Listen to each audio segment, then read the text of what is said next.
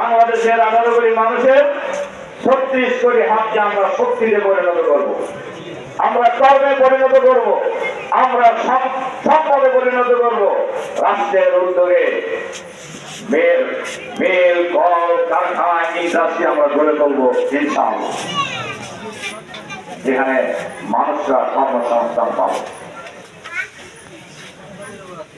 অনেকে আমাদের জিজ্ঞাসা করে যদি আপনার পড়ে না বেশি, তার কারণে ইউনিভার্সিটিগুলির ছাত্রীরা যেভাবে শিবিরকে ভোট দিছে, আগে একটা প্রচারণা চালানোর চেষ্টা করেছিল তারা যে জামাত মহিলা বিরোধী হয়েছিল না, যে জামাত ক্ষমতায় গেলে মহিলাদের ঘর করে ঢুকে ফেলবে।